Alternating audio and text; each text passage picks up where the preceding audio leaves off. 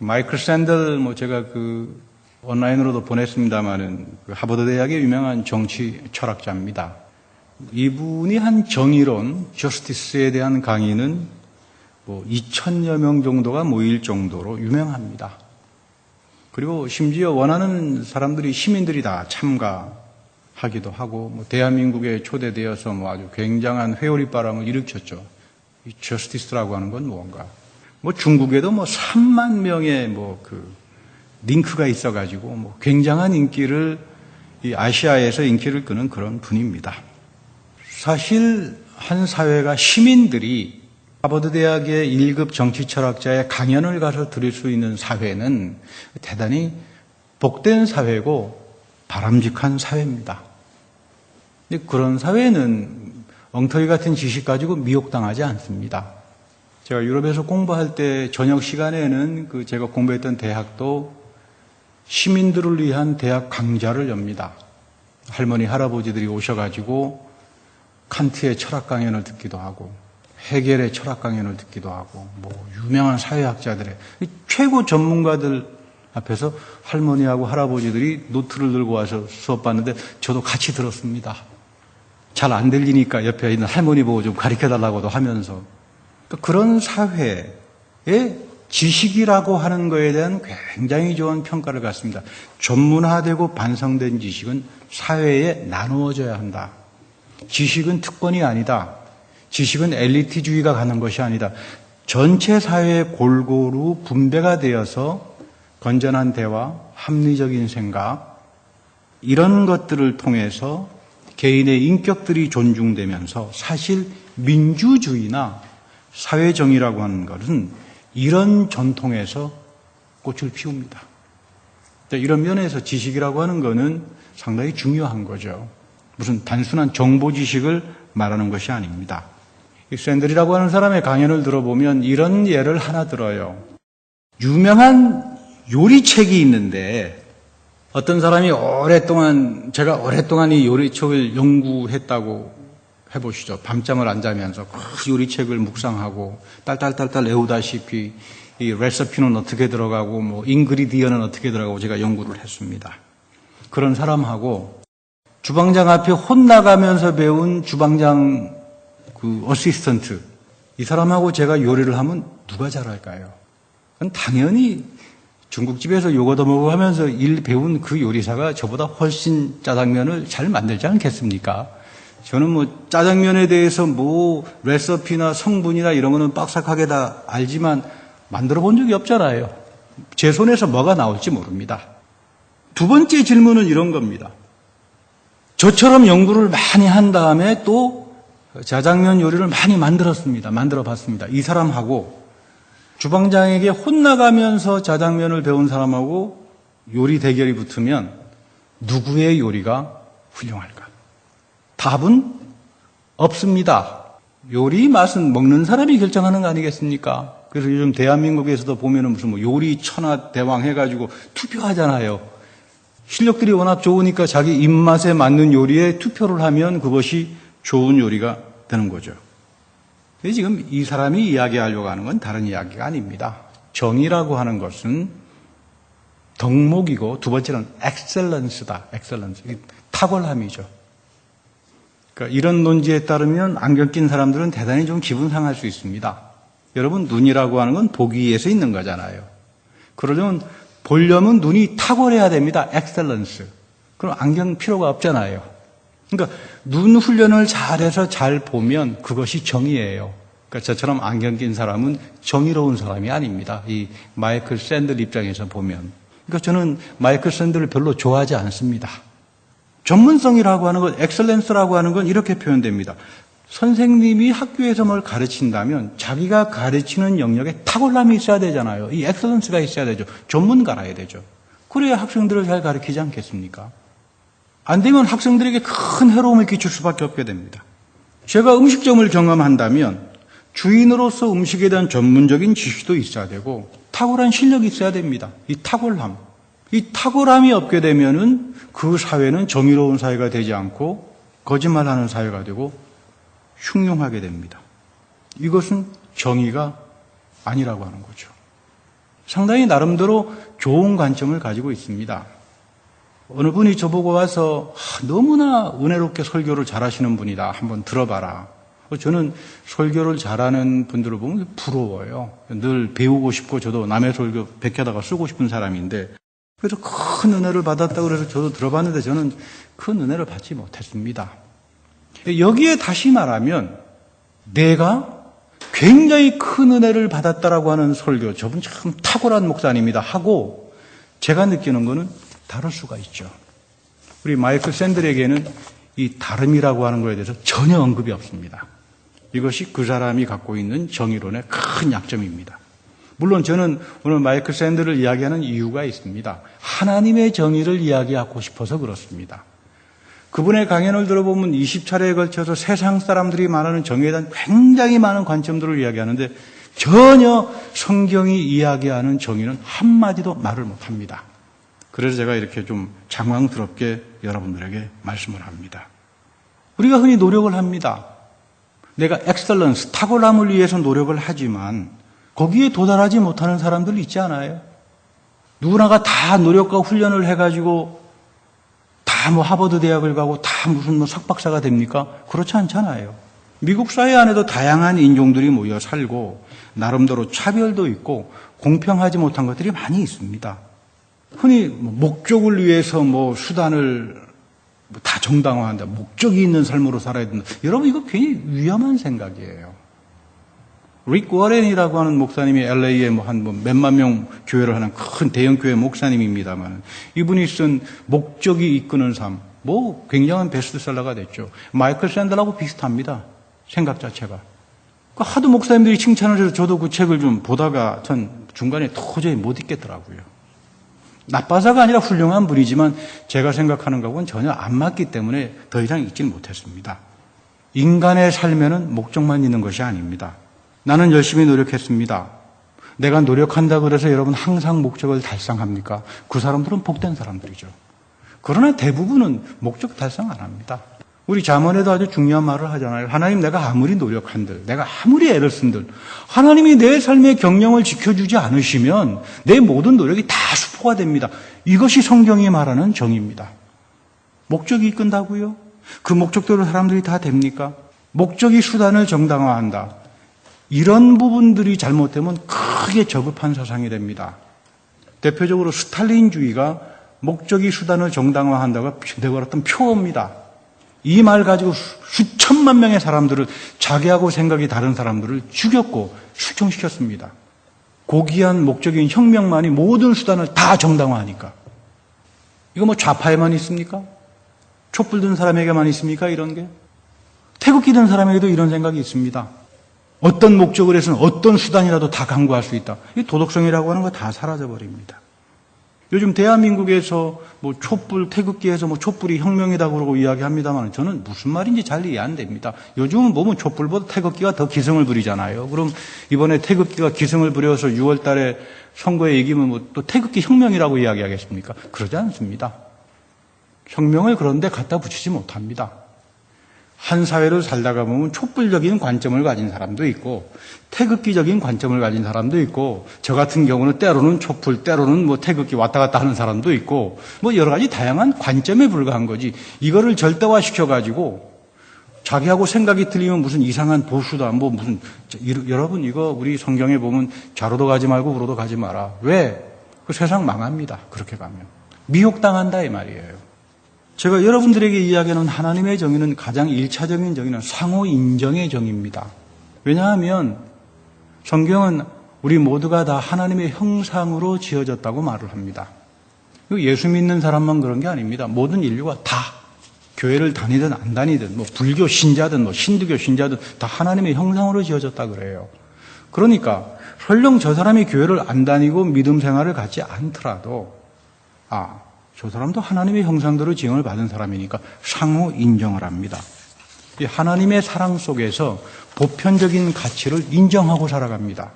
그러니까 우리가 예수 믿지 않은 사람들에 대해서 여러분 이렇게 배탈을 하거나 대적을 하거나 지옥 갈 사람이라거나 여러분 이거 전혀 성경적인 게 아닙니다. 예수 믿는 사람은 하나님께서 하나님의 형상으로 만들었습니까? 그렇지 않잖아요. 상호 인정의 존중, 이게 성경은 정의로부터 시작을 합니다. 이런 상호 인정을 하지 못하면 자꾸 어떤 자기 특권, 자기 엘리트적인 거, 내가 좋은 교육을 받고 사회의 특권을 누리려고 자꾸 가다가 보면 목적이 이끄는 삶이 되는데, 목적이 이끄는 삶이 지나치게 되면 그 삶은 엉망진창이 되고 맙니다. 성경은 두고두고 거꾸로 말합니다. 가치를 추구하는 삶입니다. 하나님의 말씀의 가치를 내 삶 속에 심어서 살아갑니다. 때로는 이 하나님의 말씀의 가치 때문에 내 목적에서 손해볼 수도 있습니다. 그렇지 않은가요? 비즈니스 하시는 분들은 이 시간에 가서 문을 열어서 비즈니스를 해야 되는데 성경이 말하는 안식에 대한 이 가치가 이건 너무나 크다. 이거는 세상에서 줄 수가 없다.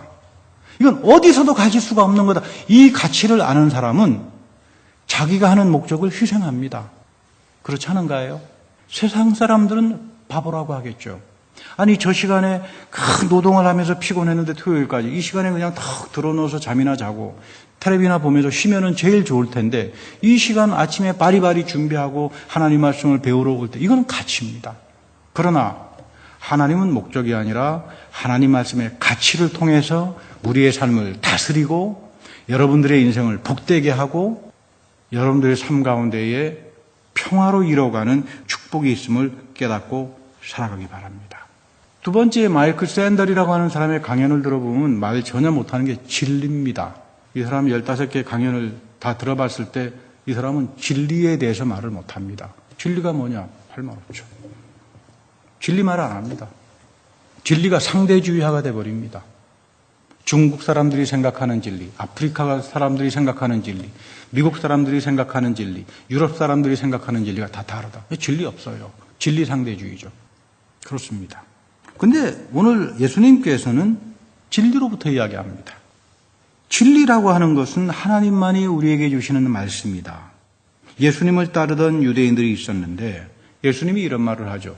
너희가 나의 말에 머물러 있으면 너는 참으로 나의 제자가 될 것이고 그리고 진리를 알게 될 것이다. 우리가 왜 말씀 공부를 합니까? 우리가 왜 이렇게 힘들게 성경 공부를 합니까? 여러분들이 왜 집에서 하나님 말씀을 읽습니까? 하나님의 진리가 빛으로 여러분들에게 비추어지기 위해서입니다. 하나님의 거룩한 축복의 얼굴의 빛이 여러분들에게 비추이기 시작할 때 진정 좋은 삶, 복된 삶, 정의로운 삶이 시작되기 때문입니다. 말씀이 진리입니다. 말씀이 진리이기 때문에 부단히 하나님 말씀을 읽으면서 하나님의 진리를 우리가 반성하고 이 말씀대로 살아봐야 되고 이 말씀의 가치를 쫓아서 실행에 옮겨보면서 살아계신 하나님을 내 삶 속에서 체험합니다. 바로 그것이 성경에서 계시된 살아계신 하나님의 축복이 내 삶 속에서 이어져가는, 내 삶 속에서 형통해가는 아주 중요한 원리이기 때문입니다. 빌라도 법정에서 빌라도가 예수님에게 한 유명한 질문이 하나 있습니다. 진리가 뭐냐? 이 짤막한 말 속에는 굉장히 깊은 배경이 담겨져 있습니다. 빌라도는 로마의 강자 철학에 영향을 받은 사람입니다. 로마 시대 때 강자 철학은 진리는 많을수록 좋습니다. 경제 진리가 있고 문화 진리가 있고 정치 진리가 있고 진리는 다양합니다. 이 진리는 누가 주느냐? 경제의 신이 줍니다. 문화의 신이 있습니다. 정치의 신이 있습니다. 다양한 신들이 진리를 하나씩 줍니다. 그러니까 여러분 진리는 많을수록 좋잖아요. 그러니까 빌라도는 이 말을 이해 못한 겁니다. 나도 나름대로 로마에서 공부 꽤나 하고 여기 총독으로 와 있는 사람인데 우리식으로 말하면 조속 총독부의 대장 아닙니까? 일제시대 때로 말하면. 나름대로 내가 동경제대를 나온 사람인데 이 예수라는 사람이 진리라고 하니까 자기는 자기 머리로는 도저히 이해를 못한 거죠. 진리는 복수형이라 해야 되는데 신은 다신성이라 해야 되는데 이 예수라는 사람은 진리를 단수로 말하거든요. 그래서 물어보는 겁니다. 진리가 뭐냐? 로마 시대는 종교다운주의의 시대입니다. 오늘 우리가 사는 시대만 종교다운주의가 아니라 성경 자체가 종교다운주의 시대를 같이 경험하면서 내려옵니다. 그러니까 종교다운주의라고 하는 건 옛날 단순한 오리 시대의 이야기야. 성경 속에 나오는 이야기들이에요. 다양한 다신들이 있고 많은 우상들이 있어야만 경제신 다르고 다 다르기 때문에 진리는 다양해야 되는데 진리가 다양해야 우리가 복을 받는데 예수님은 진리는 하나라고 하는 거죠. 베드로는 이해 못합니다. 강자 철학에 익숙해 있기 때문에 이해가 안 되는 겁니다. 그 예수님께서 말하는 진리는 영원한 생명입니다. 진리라고 하는 것은 하나님이 나 안에 오셔서 하나님 나라가 임재에 들어오셔서 하나님의 영원한 생명, 하나님의 다스림, 하나님의 통치, 하나님의 평강, 하나님의 임재가 올 때부터 진리가 시작되는 거지. 이것은 그 어디에서부터도 가져올 수 있는 진리라고 하는 게 아닙니다.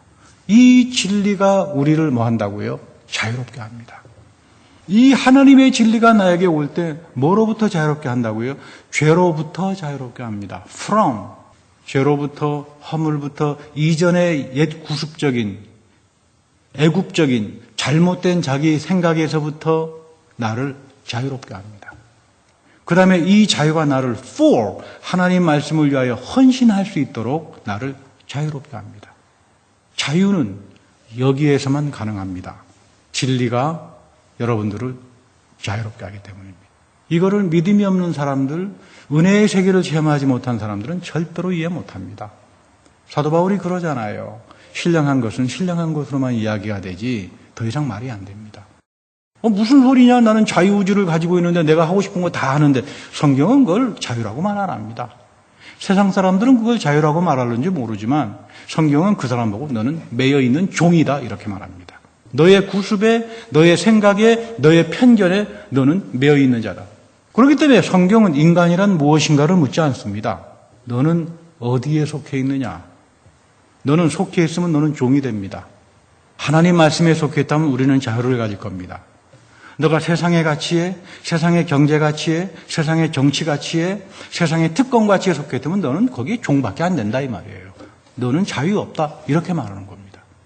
이게 빌라도가 예수님 말씀을 절대로 이해 못하는 거죠.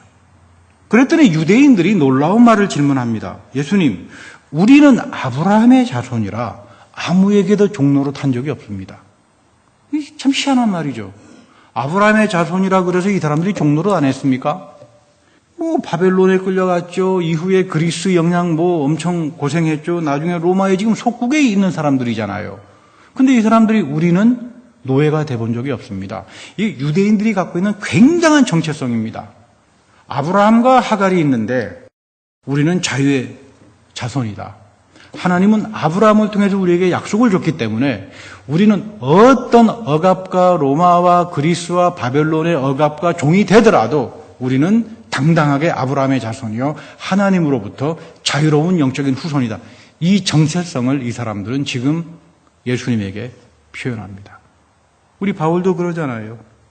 하나님의 약속에 복의 자손이 있고 하갈의 후손은 종의 후손이다. 아브라함, 이삭과 하갈과 이스마엘을 이야기하면서 바울이 갈라디아서를 굉장히 중요한 말 하잖아요. 우리는 아브라함에 속해 있기 때문에 자유의 사람들이다. 지금 이 이야기를 하는 겁니다, 유대인들이. 예수님, 우리는 아브라함의 후손입니다. 근데 예수님께서 그러죠. 아브라함이 아무리 훌륭하더라도, 아브라함을 통해서 하나님이 위대한 약속이 있다 그러더라도, 아브라함 자신이 죄의 문제를 해결하지 못한다, 이 이야기입니다. 너희들이 아무리 아브라함의 약속의 축복 가운데 있더라도, 너희들의 죄와 허물 가운데 있는 한은 너희들은 결국 로마의 압제 밑에서 살아갈 수밖에 없다. 그 이야기입니다. 오늘 우리에게도 내가 수없이 많은 것을 갖고 있다 그러더라도 내가 하나님 말씀 안에서 그리스도의 십자가 부활을 통해서 주어진 영원한 생명의 진리에 없는 한 우리는 내가 세상에서 아무리 고귀하고 높은 스테이터스를 갖고 있더라도 그것은 나에게 종밖에 안 된다. 그 이야기예요. 성경은 그래서 성령이 있는 곳에 자유가 있다고 말합니다. 성령이 있는 곳에 말씀을 통해서 우리 마음 가운데에 하나님의 신실하심을 부어줍니다. 하나님의 신실하심을 부어주게 되면 우리는 그리스도의 마음을 갖습니다. 이거는 우리가 갖지 못합니다. 성경 공부 시간에도 말씀드렸습니다만 피두시아, 루터는 평생을 이 믿음에 목숨을 걸었던 사람입니다. 믿음으로만 구원을 얻는다. 우리를 구원과 몸의 부활로 인도하는 믿음인 피두시아는 바로 이겁니다. 하나님이 성령을 통해서 내 안에 그리스도의 마음을 만들어준다 이 말이에요. 여러분 이거 강구해야 됩니다. 그래서 우리가 성경에 보면은 주여 이 믿음을 나에게 주십시오. 내 믿음이 연약한 것을 도와주십시오. 지식이라고 하는 것, 믿음에는 지식도 있고 성경을 아는 나름대로의 지식도 있고 하나님께서 예수님께서 우리를 사랑하는 역사적인 동의도 있을는지는 모르지만 이 피두시아 믿음은 우리에게 인간이 갖지 못합니다. 하나님이 예수 그리스도 안에서 하나님이 신실하신 분이다. 하나님이 끝까지 너를 신실하게 인도하실 것이다. 이것이 내 마음판에 부어질 때 이것이 우리를 구원으로 인도하는 믿음입니다. 여러분들이 구원의 확신을 가지고 있습니까? 이 믿음을 여러분 죽을 때까지 강구해야 돼요. 그래서 제가 입버릇처럼 말을 합니다. 믿는 사람에게 제일 어려운 게 뭐냐고요? 믿음이에요. 이 피두시아의 믿음을 갖기가 얼마나 어렵습니까? 어디까지 믿어야 되는가? 어디까지 하나님의 신실하심을 내가 믿어야 되는가? 아픔들이 있습니다. 오늘 이사야서 55장 8절에는 놀라운 말씀을 합니다. 하나님은 신실하신 분인데 그 하나님은 너의 생각과 다르다. 너의 길과 다르다. 그리고 하나님은 그 말씀을 보내고 난 다음 하나님께서 말씀을 약속을 하면 반드시 성취되어서 돌아온다. 이걸 누가 믿습니까? 믿음이라고 하는 건 내가 하나님을 갖는 것이 아니라 하나님의 신실하심이 나에게 믿음으로 들어올 때 하나님은 나와 다른 분이로구나. 나는 이 하나님에게 순종해야 되고 내 생각과 내 판단대로 하나님을 마음대로 할 수 있는 분이 아니로구나. 이거 깨닫게 됩니다. 지금 비록 내가 눈에 보일 때는 그 하나님의 약속이 이루어지지 않더라도 나는 이 하나님의 신실하심을 믿는 믿음이 있기 때문에 저 하나님의 약속이 반드시 모든 것들을 성취해서 하나님께 다시 돌아올 거다. 지금 이사야가 이야기하는 이 하나님의 피두시아의 믿음을 가진 사람들, 바울은 이것을 성령의 선물이라고 그러죠. 우리가 갖지 못합니다. 내가 노력해서 가질 수 있는 게 아닙니다. 이거는 사모해야 됩니다. 항상 성령의 임재를 사모하면서 주님의 신실하심을 내 마음판에 부어주십시오. 이런 자들에게 하나님은 다르신 분이지만 하나님이 하신 모든 약속을 성취시키면서 내 삶을 복되게 이루어 나간다라고 하는 이런 이야기죠. 오늘 바울도 11절에서 이런 말씀을 하는데 이런 믿음을 가진 사람들에게 하나님이 하신 약속과 말씀을 성취하고 우리 삶에서 이루어지게 한다. 이 갈라디아서 3장에서 지금 바울의 이야기는 이 이사야에 대한 바울적인 해석이에요. 그리스도가 우리를 위하여 헤렘 저주를 받았다. 이건 놀라운 이야기죠. 그래서 우리를 율법의 저주에서 속량해 주었다. 자유입니다. 우리는 어디에서 자유를 갖는가 하면은 예수의 십자가에서만 자유를 가질 수 있습니다. 왜? 하나님은 절대로 우리를 만날 때 율법을 통해서 보기 때문입니다. 교회 안 다니는 사람들이 나 하나님 믿지, 다 거짓말이에요. 성경이 말하는 하나님은 우리를 율법을 통해서 봅니다. 여러분 율법 앞에서 살아날 수 있는 사람 아무도 없습니다. 율법에는 놀라운 축복의 말씀이 있고 평화의 말씀이 있지만 무서운 심판과 정죄가 있습니다. 그 율법 앞에서 살아날 수 있는 사람이 누가 있습니까? 이게 단순한 말이 아닙니다. 그런데 율법에 기록된 걸 보면 이거 신명기에 나오는 말이죠. 나무에 달린 자는 저주를 받은 자다. 이 저주 헤렘입니다. 헤렘. 하나님의 진멸을 당했다 이 말이에요. 예수 그리스도가 십자가에서 하나님의 헤렘, 진멸을 당했다. 그래서 우리에게 뭐가 왔다고요? 자유가 왔다. 놀라운 이야기죠. 나의 길이 다릅니다. 하나님의 길과 바울의 생각과 길이 다릅니다. 바울은 이거를 이해 못했습니다. 이것 때문에 예수 믿는 사람 죽이려고 큰 노력을 했던 겁니다. 아니 어떻게 율법 전통에서 하나님의 헤렘, 진멸을 받은 저주받은 자가 메시아고 하나님의 아들이고 하나님이냐? 이거 말이 안 되는 이야기죠. 이 신성모독이 되는 겁니다. 하나님의 길과 바울의 길이 다릅니다. 그러나 하나님은 자기가 하신 약속을 반드시 성취시켜서 옵니다. 다메섹에서 바울은 이거를 체험하는 겁니다. 다메섹에서 바울은 자기의 헤렘을 당합니다. 부활하신 주님 앞에서. 예수 그리스도가 십자가에서 헤렘을 당했다. 그리고 나는 이 예수 앞에서 나의 헤렘을 경험했다. 이것은 얼마나 큰 축복인지 모릅니다. 이 체험을 한 사람만이 구약에 나오는 모든 심판과 저주의 말씀이 나에게 축복의 말씀이 되는 겁니다. 구약에 나오는 모든 심판과 저주와 진멸의 말씀이 예수 앞에서 예수 안에 나타난 하나님의 헤렘, 그리고 나의 자신에 대한 헤렘, 이것을 경험한 사람들에게만 성경 전체는 넘치는 축복과 은혜의 말씀으로 올 수 있다는 이야기입니다. 이걸 어렵게 이야기해서 narrative transformation이라고 말하는데, 앞으로 우리가 계속 설교를 통해서 성경 공부를 통해서 이 성경 전체의 숲과 나무를 읽으면서 어떻게 내적인 역사 속에서 하나님의 구원의 역사를 이루어 가시는가, 그리고 그 하나님이 내 삶 속에서 놀라운 축복과 아멘의 역사로 이루어 가는가, 이것을 체험한 사람을 가리켜서 바울은 하나님은 항상 너희들에게 아멘이 되신다. 하나님은 항상 너희들에게 신실하심이 된다. 하나님이 스스로 심판을 당합니다. 우리를 위해서. 이것이 하나님의 정의입니다. 이 하나님이 우리를 위해서 스스로 심판당한 그 자리 앞에 가서 우리 역시 자기의 진멸을 체험합니다. 여기서부터 신령한 믿음도, 신령한 것들도, 영불멸도 형통하는 삶이 이어지는 겁니다. 이런 축복이 여러분들에게 임하기를 기원합니다. 다 같이 기도하겠습니다. 하나님, 세상의 가치에서는 정의로움을 이야기하고 많은 사람들이 다양하게 이야기하지만 우리는 정의를 다른 데서 찾는 것이 아니라 하나님의 진리에서 찾습니다. 하나님의 진리는 예수의 십자가 안에서 진멸이 나타났는데 하나님 자신이 우리를 위하여 저주가 되었고 진멸을 받음으로써 우리가 죄로부터 노임을 얻고 우리 또한 나의 진멸을 체험하면서 하나님의 자녀가 됩니다. 항상 성령을 통하여 우리 마음에 하나님의 신실하심을 깨달을 수 있는 그 믿음을 부어주셔서 하나님 앞에 마지막까지 이 믿음 붙들고 이 믿음 사모하며 하나님의 사랑과 하나님의 정의로움에 순종하며 살아가는 우리 모두가 다 되게 하여 주옵소서. 우리 구주 예수 그리스도의 이름으로 감사하며 기도합니다. 아멘.